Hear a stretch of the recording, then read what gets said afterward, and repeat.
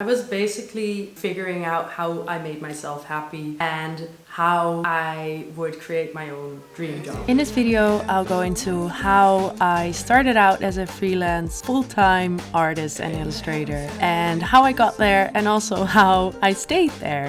I hope you enjoy and I hope this helps someone out. Besides that, I always love watching these kind of videos from other people, so let's just get into it. So a little bit about me. I specialize in figurative art and fashion illustration, and I've been a full-time artist for about 4 years. The fine art part actually came around 2.5 years ago, and before that I was mainly doing fashion illustration. 5 years ago I actually graduated as a fashion designer from a pretty good fashion design school, but in the last half year of that studies I decided, this is not for me. It had a mix of reasons and I ended up doing a pretty shitty job at a clothing store. I ended up getting fired from it, or not really fired from it. I got kind of screwed over. But then I decided, you know what, this is my sign. I'm just gonna go full-time into this. I'm gonna do freelance work and I'll just see when it ends. And so far it hasn't ended yet and we're 4 years later. So that's pretty good. So obviously a lot led up to that. Also the reason I wanted to make this video is because I've been doing this for a relatively short amount of time, about 4 years. Sometimes it helps you get a little bit more perspective than watching a video of someone who has been doing it for decades and decades on end. So to put things a little bit in perspective and to show you that, don't give up too easily, don't give up too soon. It takes some time. Let me take you through the years. Let's get to the start. I graduated in 2017 and I graduated with a fashion collection. I loved doing fashion design, but it's very, very hard and the world is really, really harsh. I kind of have to say, this is a complete other story, but I have to say that the studies kind of burned me out and the last year was very, very heavy. I thought that I was gonna go abroad and work for all these French fashion houses and do couture and whatever. And then I found out that that wasn't the dream that I thought it would be, I guess. So, I don't know, I thought, let's get into art because that's easier. No, it's not, it's definitely not that, but I found that making fashion made me very stressed and making art made me very relaxed, and that's something that I can keep up doing for years, and fashion is something that I could not keep up with. So that's why I made the change. And so far I don't miss it. I'm really happy that I did make the change. So what led me to the point of starting my own business? Well, as I said, I worked at a clothing store until the summer of 2018, which is when I kind of got fired. But it also, I got really screwed over and it was a whole thing. Anyway, I quit working there. Well, I thought two things to myself, okay, am I going to look for another shitty job or look for a job in fashion? Or am I gonna start this thing and just do it? And I chose the other thing. I was already preparing a little bit. I was saving up some money to start for myself, but it kind of happened so suddenly that I wasn't as prepared as I wanted to be. But then again, I guess you're never as prepared as you really want to be. So I thought, let's just go for it. I'm not gonna do a shitty job ever again. Maybe ever, but not that time. And I am just gonna see how far I get and see how long I'll last, and I can always just look for another job and just go for it. So the preparations that I already took was actually learning how to start a business. I'd learned nothing in school. I didn't know how you got to the Chamber of Commerce, how you wrote an invoice. I didn't know there were any subsidies. I knew nothing from my school, so I had to learn everything. There's actually in the Netherlands a few different websites that I looked at from the government, okay, this is how you write a business plan, this is how you do this is how you do this, and everything was new to me. So all that new information, I just absorbed like a sponge. And then on top of that, I started listening to podcasts. So obviously, like rules in the Netherlands are going to be different than the rules in wherever you are. But listening to the podcasts actually helped me get like a general idea of how I could earn money from my art. Because that was the point. Like I wasn't going to be getting another shitty job and doing art in the evenings, because I found out that didn't work. I really wanted to make my art a business. The podcast helped me a lot in the beginning, was actually creative pep talk, because the way that he describes a lot of things are like fun, and it's very, very directed towards art and not just business. I started saving a lot. I think I had about 4 months of living expenses saved. So keep in mind that I rented a place that is super, super cheap. So I had like my base cost down a lot, and I lived very, very frugally.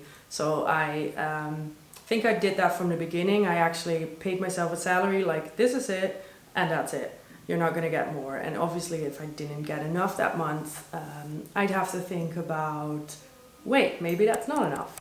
So a little breakdown of what I paid myself in that time. I paid myself about 900 euros a month, which covered my rent, it covered my food, it covered my travel costs, a little bit of money for fun, and then I never buy clothing anyway. So as you can see, it was very, very frugal, and I was really, really glad that I could get a place to rent that was that cheap. But then again, I couldn't have done it without that place. So obviously, as my business grew, my business expenses grew as well. But in the beginning, I tried to keep it as low as possible and not keep it out of the salary that I paid myself. So long story short, summer of 2018, I went freelance, and the first 6 months I had one paid job. I'm saying paid because I definitely made the mistake of doing unpaid work. It was a good experience though, so it wasn't like a loss or anything, but no, you shouldn't do it. I even made the mistake later on to do it again. I know more now. One more thing about the living expenses, I did not have a studio at that time, so I didn't have a working space. I used my own shared apartment to create work. So I had 25 square meters, and about half of that was my painting studio. That's how I kept all my costs down. I actually started promoting my art in the beginning of 2018. Like I started an Instagram account, then started posting on it regularly. I think in the summer I actually picked it up professionally, like okay, it's gonna be a post a day or a post every 2 days or something, but I really took it seriously because I knew that was how people would know what I made. And I started telling everyone I knew that I was going freelance and making art now. And it's funny because most people didn't even know I could draw. And those are people that I've known for years. Reminder to tell everyone around you that you are taking this seriously, that you are making art.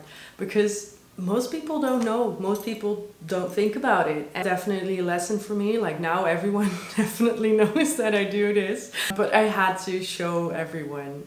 And that I was actually good.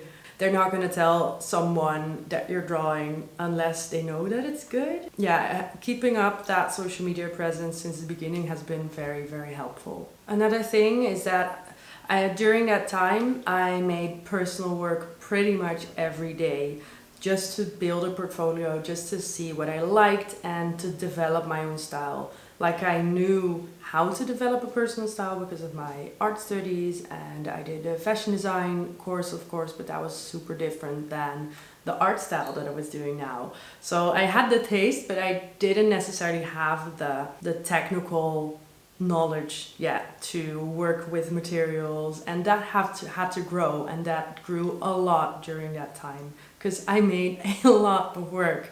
I think I shared almost everything that I made. I made 1 or 2 illustrations every day, so I definitely put in the time. I actually got my first job. I think my first paid job was Googling freelance jobs. I think it was a blog, like an open call or something. And the funny thing is that paid job is actually still a returning client for me. Like I designed a scarf for them, and just 2 months ago I finished the third scarf design that I made for them. So that's actually been a really, really good open call, like Googling for jobs on the internet. I don't think I found any more, but that one has definitely returned so far. So since you have all the time in the world anyway, try everything. Like go Google for freelance jobs. I heard that Twitter, for example, is a really good place, and LinkedIn to actually find people that are looking for illustrators. They don't necessarily know what style yet, but you have to like show your portfolio and maybe they're open to it. So I made so many failed attempts. Like I tried everything. I even made like floral postcards. They were kind of cute though, but they were just not the thing that I wanted to do. I saw other people selling their postcards in stores, and I thought that was cute. Maybe if I do that too, maybe it would work for me. But then I found out I wasn't that kind of artist. I actually got my postcards in a couple of shops, but the way I did it was Google every floral and plant shop in the Netherlands and just email every one of them. I think I sent out like 50 or 60 emails until I had enough. And there was actually 2 people that wanted my stuff in their shop. I mean, it's not a lot, but it was pretty cool that there was 2 people that replied to that. And I also had no idea how to send out those emails, how to charge for those postcards. I just did whatever. I heard some tips, like, okay, you shouldn't sell them for as much as you buy them, obviously, because you need to have a profit. But I wasn't exactly sure how much that would have to be. I actually just made everything up as I went. Like I got the email, hey, yeah, sure, I want to buy 10 or something, or 50 or whatever. And I just got my calculator, okay, how much do I have to, and then I replied to them. So yeah, it wasn't a thought out plan, but I tried it and I found out that it wasn't for me. So around that same time, I started networking through Instagram, and I kind of found my niche at the moment because I was doing a lot of fashion illustration, and it turns out that's not a very big world. Most people kind of know each other's work. It's like really niched, I guess. I mean, there's a couple of like legends that are unreachable, but pretty much everyone else is pretty reachable through Instagram and DMing and just being nice to each other. That's also when I started to get to know most fashion illustrators in the Netherlands, which are even less.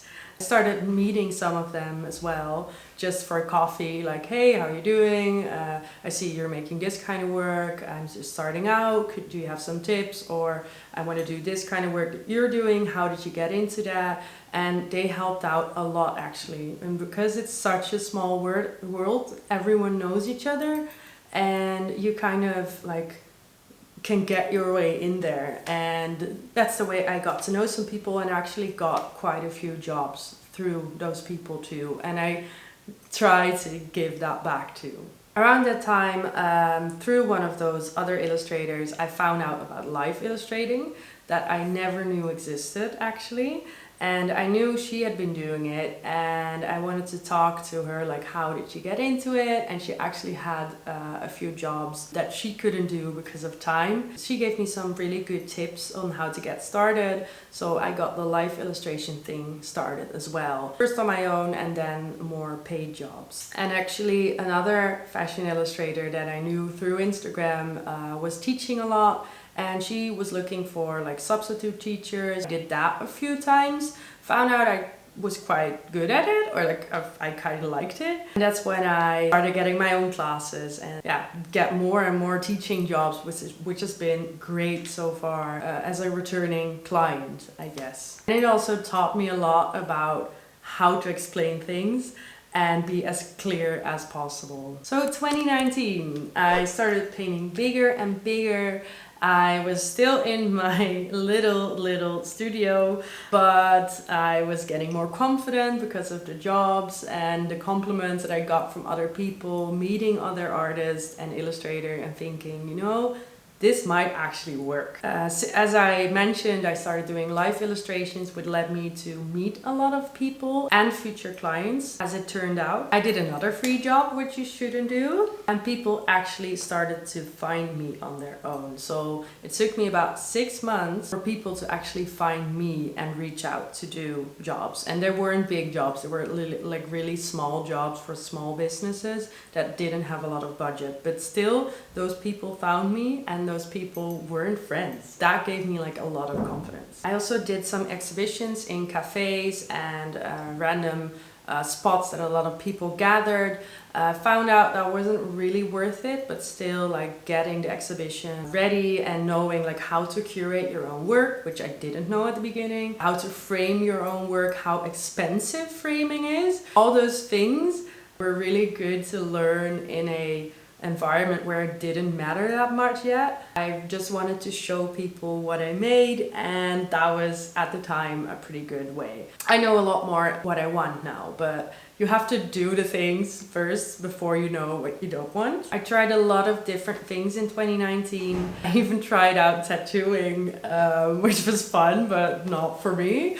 I kept on trying things that I thought I liked, maybe some things I liked and some things I didn't like. So it was a lot of experimenting, and I started out my shop as well. I started selling prints, like show my work to more people. Once it hangs in your home, you're gonna look at it every day, so it's like a daily reminder of that person. And it professionalized my business a lot as well, because I had a website already and someone made that for me, which was really, really nice. And also it looked really good, but I'm not a programmer, so I had to go into the website and change all the programming every time, which didn't work for me, I found out. And when I wanted to run a shop, I decided, let's just get all that stuff over to another website where I have more control. And I think that professionalized my online presence at least a lot more too. I also did a few collaborations. Most people I personally seeked out, and I did a lot of different things too. But that definitely helps out with learning how to work together and also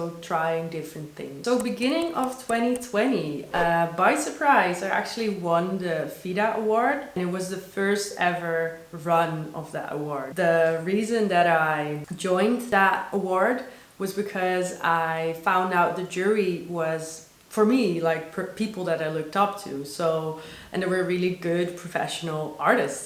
So I thought, let's just do it.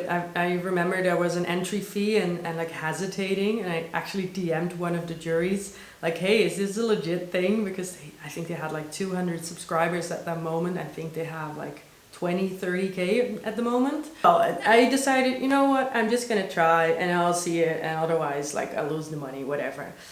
And then I ended up winning, which was a total surprise. I think that was February 2020. The award was in the UK, like it was in London, and I couldn't go because it would cost me a lot of money.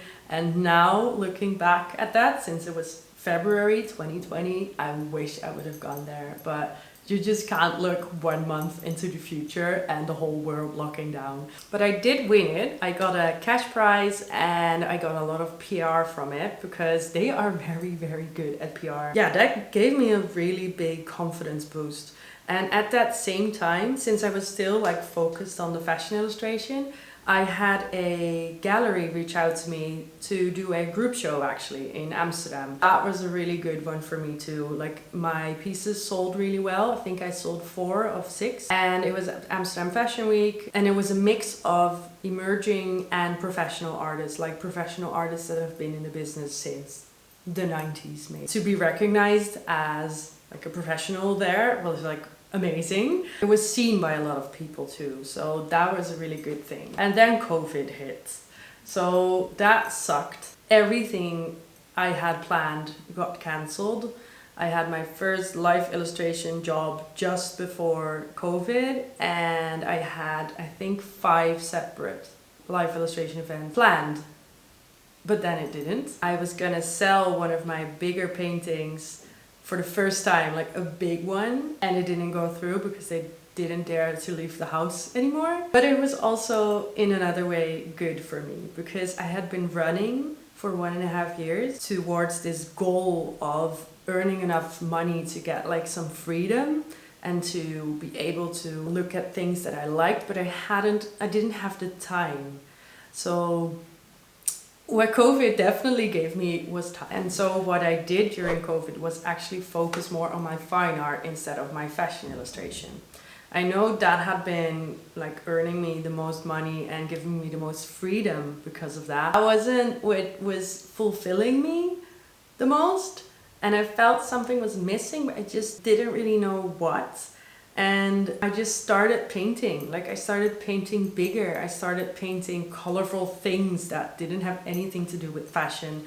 But maybe if you look at it now, it is fashion. But for me, that was something so different. I just started making bigger and bigger and bigger paintings, and actually thinking of a concept behind those paintings, making my own reference images. I never did that. And just thinking outside of my own comfort zone, I guess. I was basically figuring out how I made myself happy and how I would create my own dream job. In that time, I learned a lot about business because I wasn't just standing still on that front, like there was nothing happening, but I did try to read and watch and learn as much as possible so that once it did get started again, I had more knowledge than in the beginning. I personally have an interest in running a business too, but even if you don't, try to find the most interesting things for you because they will help you a lot in the long run. All the jobs that I did during that time were basically teaching, and everything else was personal work. I basically started growing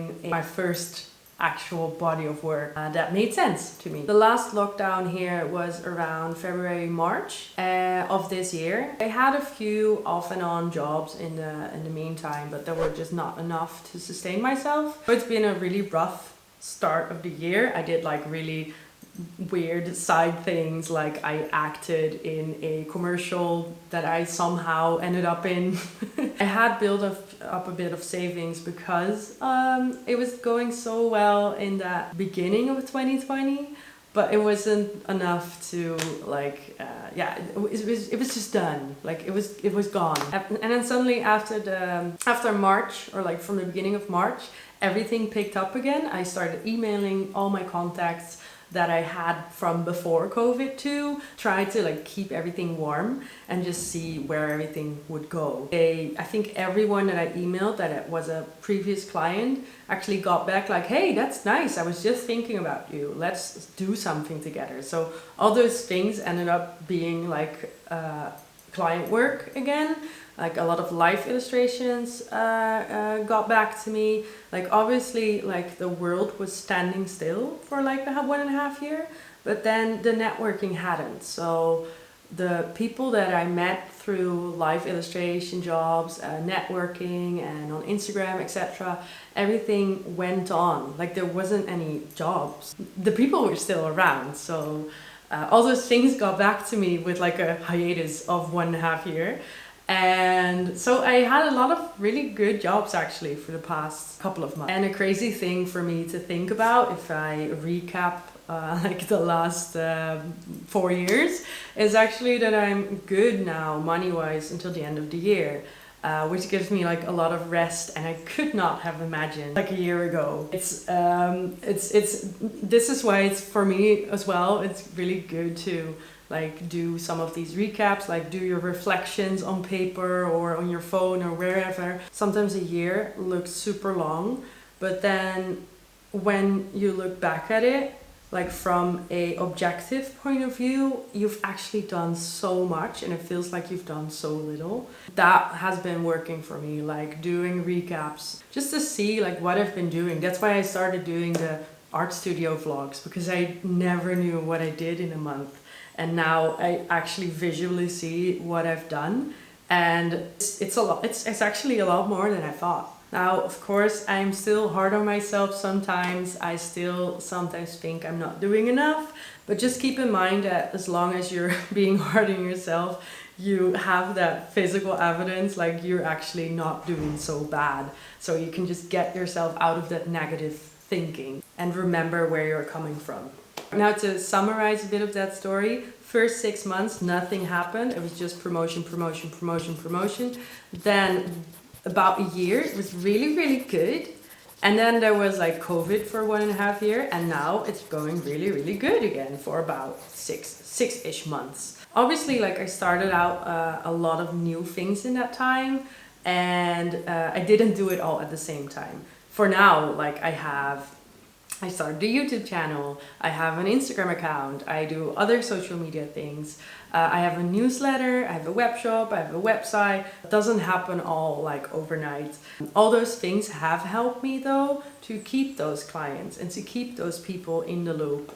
If I had met a lot, like 100 people on live illustration events, and they wouldn't know where to find me afterwards, I would have lost those people because you're not going to remember a name on an event. So I made sure that those people actually knew where to find me and where they could keep finding me after years, because a lot of those people actually bought original works from me, or they remembered me for a job that they had at their own job. Just keep in mind that if it's going slow for you, that it's never going to be the same as in the beginning, as long as you have systems in place that people can find you. If you think like networking is bad, I mean, it's not the most fun thing, I think, if you think of it as in the classical sense. But networking is also reaching out to other artists on Instagram, and it's also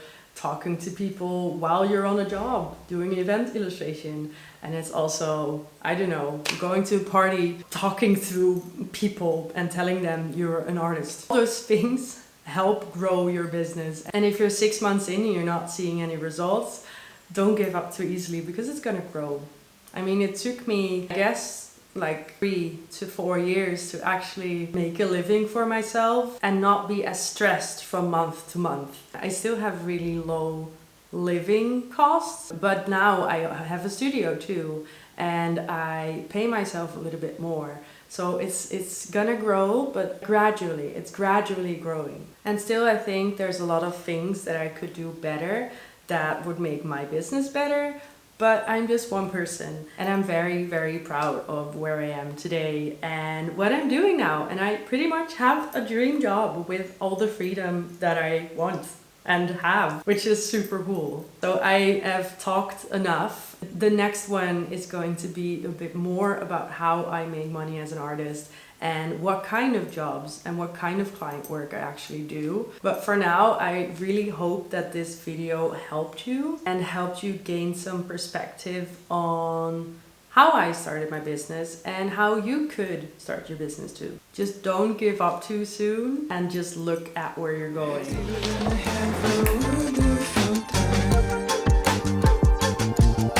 And I haven't felt